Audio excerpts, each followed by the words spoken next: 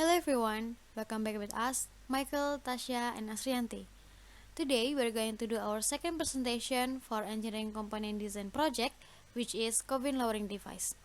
In this presentation, we're going to take a further step, which is about the final design product and also the strength analysis of our product and other specification. So without any further ado, let's jump to the next slide. It has been a year since COVID-19 entered Indonesia. Over time, this virus spread has continued to increase, adding to the long list of people who this virus has infected. Of the total of almost 1.5 patients infected with COVID-19, almost 40,000 people have died. From the graph presented by covid19.go.id, it may seem slowly decreasing at this time, but the number of death cases is still large.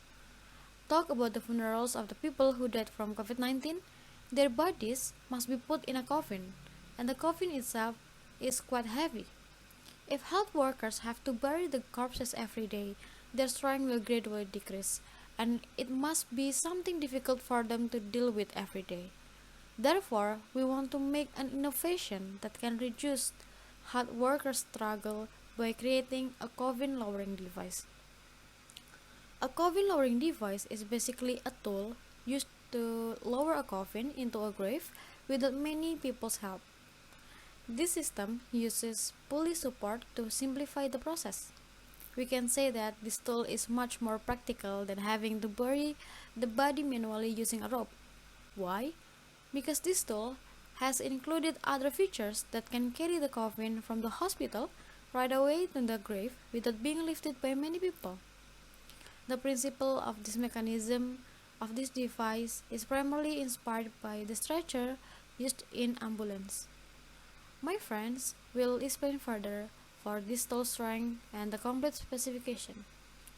ITT Telkom Surabaya has made a similar device, but there is still something that can be improved, especially for the mechanism. Besides, we also provide improvements that can adjust to the condition of the tomb. In the previous presentation, we have made 3 designs, but after getting input from our friends and Mr. Farid, we decided to use the one with the most concise way of working. The next part is the specifications of our product in order to solve the problem mentioned before. As you can see, the main specifications of our product are: first, the device can hold a maximum load up to 200 kilograms. This maximum load is based on the total load of a person and coffin in general. Therefore, we can make sure that it is safe for this purpose. The second one is that the device can be operated by 2 people in minimum. This specifications is based on the problem that in the pandemic condition, we need to reduce the contact between the people and also the COVID-19 patients. Besides, it is also based on the improvement of the existing product in which they can only operate their device by 5 or more people. Therefore, here we minimize the people in charge in this operation because they will only knock down the modular part and fold it and also handle the pulleys.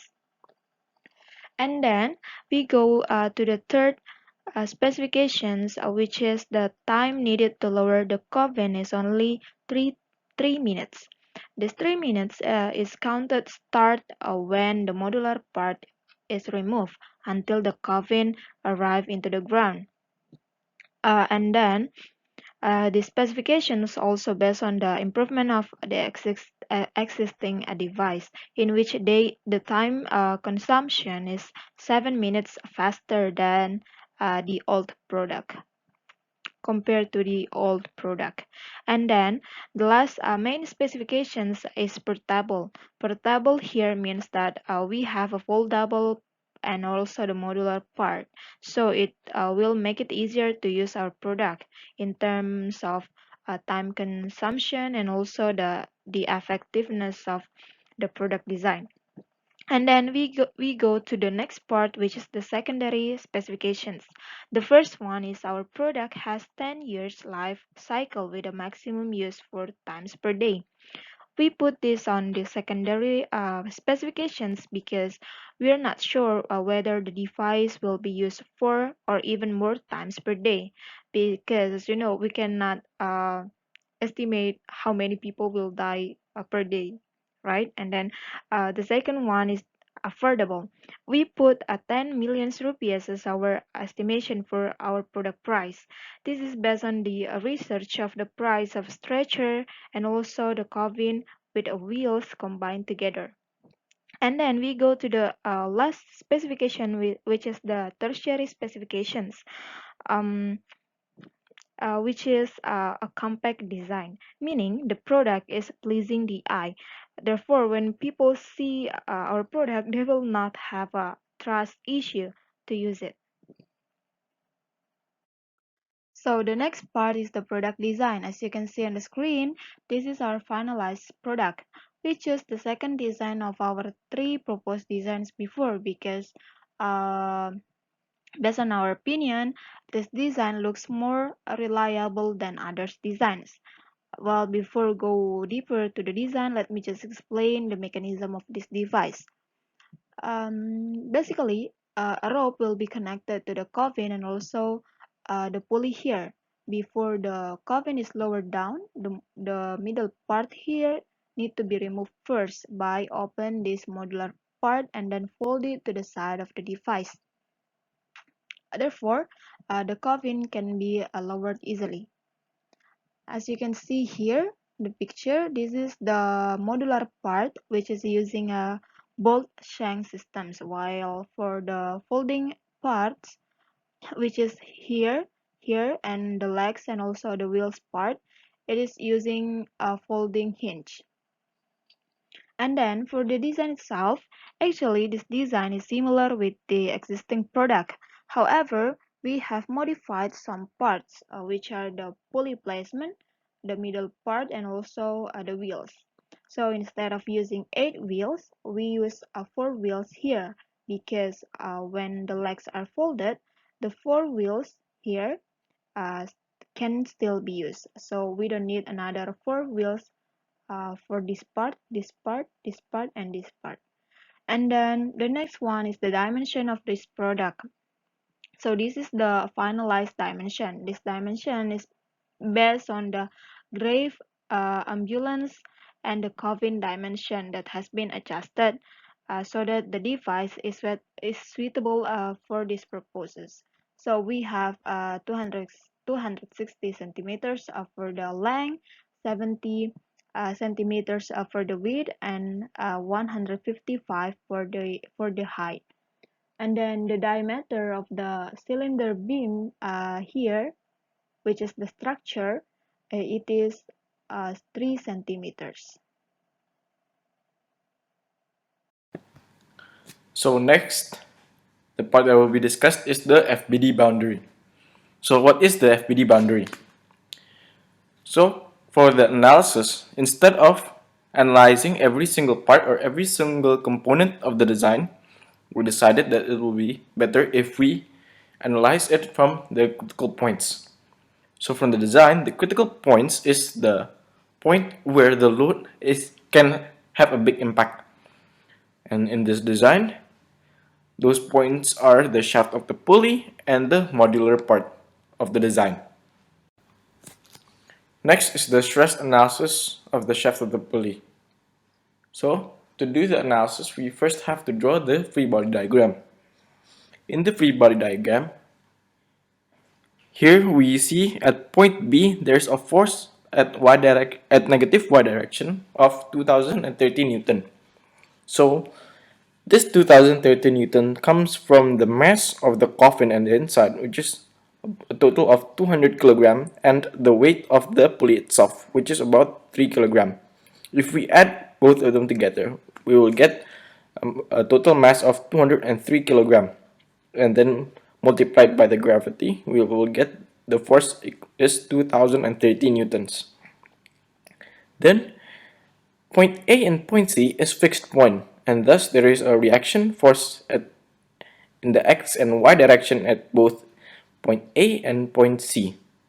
And because they are fixed, there's also a moment. So in point A, we have a moment going counterclockwise, and there is a moment at point C, which is going clockwise. After doing the stress analysis and the force analysis, we will get that the force AY equals to 1015 newtons, and for C in the y direction is 1015 newtons. So we can conclude that AY is equals to CY. And then by doing the stress analysis, here we get that the shear stress is equal to 5.04 megapascal, and the maximum stress is equals to 14.99 megapascal. Next, for the stress analysis of the modular section, similar to the stress analysis of the shaft of the pulley, we first have to draw the free body diagram. So in the free body diagram, we found that the force is equals to 2000 Newton. This is from the mass of the coffin, 200 kilogram times the gravity. And then since this is a force distribution, we have to find it, we have to multiply it by the length, which is 3 centimeter. And then convert it to meter, it will be 0.03. So the force will be 2000 times 0.03 equals to 60 Newton. Then we also have two diameter, 13 millimeter and 8 millimeter. This is important because this will affect the shearing stress. The shearing stress, because there will be two sections from section AA and section BB. To find the shearing stress, we have to find the shearing area first. So for the shearing area of section AA, we have to multiply P or pi times the diameter times the length, or in this case, the diameter will be 13 millimeter and multiplied by the L2, which is 13 millimeter. And then we will get that the shearing area is 0.00122 meter square. And then, similar to the shearing area of section AA, the shearing area of section B will be the pi times the diameter, or in this case, the 8 millimeter, and then times the length, which is 6.55 millimeter. So the shearing area of section B will be 0.00016 meter square. And then we have the shearing stress. To find the shearing stress of section AA, simply divide the force by the shearing area. So for the shearing stress of the section A, divide the 60 Newton or the force by the shearing area of the section AA. So the shearing stress will be 60 Newton divided by 0.00122, and it will be 49.18 kilopascal. And then for the section BB, it is the same as previously of the section AA. Divide the force, which is 16 Newton, divided by the shearing area. So 16 Newton divided by 0.00016 meters square, we will get that the shearing stress of section B will be 375 kilopascal. Last, it will be the material selection and the safety factor. So after some research and some discussion, we decided that the safety factor of the design will be 11. So since we already found that the safety factor will be 11, and that we know that the maximum stress after doing the stress analysis will be 14.99 megapascal, we will have to decide for a material. So the criteria is that we have to find a material whose yield strength when divided by the maximum stress will have a value of around 11. And after some research, we found that the material is stainless steel with grade 316L. So stainless steel with the grade of 316L has a yield strength of 170 megapascal.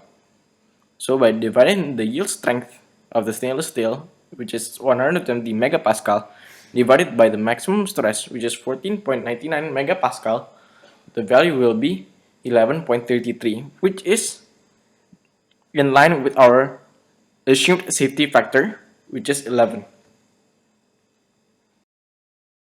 This is the end of our group presentation. Thank you for watching and don't forget to like and comment on our video. Thank you.